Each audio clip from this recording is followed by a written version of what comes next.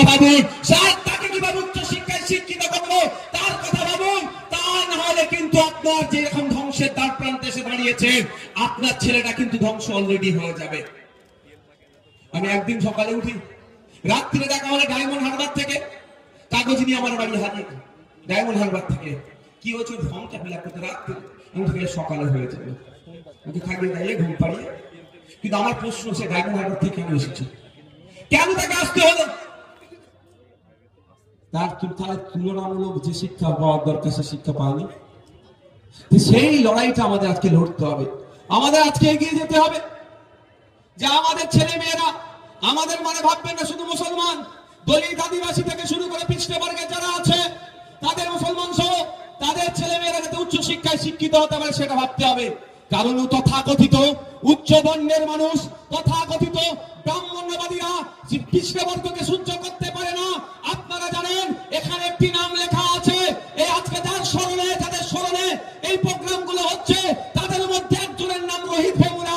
জানুয়ারি মাসের 15 তারিখে 2016 সালে সেই রোহিত ভেমুলা একজন পিএইচডি স্কলার হওয়ার পরেও তাকে সুসাইড করতে বাধ্য করেছিল এই তথাকথিত উচ্চ বর্ণের মানুষেরা। তার অপরাধটা কি ছিল? সে দলিত, সে উচ্চ শিক্ষায় শিক্ষিত হয়ে যাবে এটা মেনে নিতে পারেনি, তাই তাকে বারবার তাকে জাতি বিদ্বেষের শিকার হতে হয়েছে।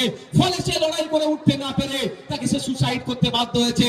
আমরা ভুলে যাচ্ছি না চুনি কোটালের নাম, এই পশ্চিমবঙ্গের মাটি, এই সম্প্রীতির মাটিতেও চুনি কোটালকেও সুসাইড করতে বাধ্য করিয়েছিল। কারণ লোধা সবর জাতির মধ্য থেকে সর্বপ্রথম যে মহিলাটি গ্রাজুয়েশন কমপ্লিট করেছিল তার নাম হচ্ছে চুনি কোটাল। কিন্তু সে যখন মাস্টার্স করার জন্য, হায়ার এডুকেশনের জন্য প্রিপারেশন নিচ্ছিল, এগিয়ে যাচ্ছিল তার সমাজকে শিক্ষার আলো দেখানোর জন্য, সে তখন গ্রাম্য পরিবেশ ছেড়ে শহরের দিকে এসেছিল, যে শহর থেকে শিক্ষা অর্জন করে গ্রামে গিয়ে গ্রামের পরিবেশ পরিবর্তন করবো।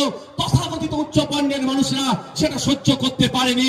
তখন দেখলাম কি, ওই চুনি কোটালের এতবার মানসিক ভাবে তারপরে এত প্রেশার হয়ে দেওয়া হয়েছিল, তাকে বর্ণ বিদ্বেষের বারবার শিকার হয়েছিল, জাতি বিদ্বেষের শিকার হতে হয়েছিল, ফলে সে সুসাইড করে নিয়েছিল।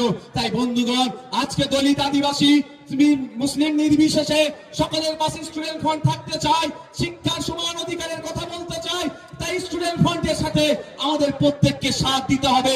স্টুডেন্ট ফ্রন্ট শুধুমাত্র আইএসএফ এর একটি শাখা সংগঠন নয়, স্টুডেন্ট ফ্রন্ট আগামী দিনে যুব সমাজের ভবিষ্যতের দিশা দেখাবে। এই স্টুডেন্ট ফ্রন্ট আগামী দিনে সঠিক শিক্ষা ব্যবস্থা যাতে পরিচালনা হতে পারে তারও দিশা দেখাবে। তাই বন্ধুগণ, আপনাদের বলবো, কে বিষয়ে আপনাদেরকে বিভ্রান্ত করার চেষ্টা করলো, আপনারা বিভ্রান্ত হবেন না। স্টুডেন্ট ফ্রন্ট যেমন একদিকে দাবি তোলে ফেক এসটি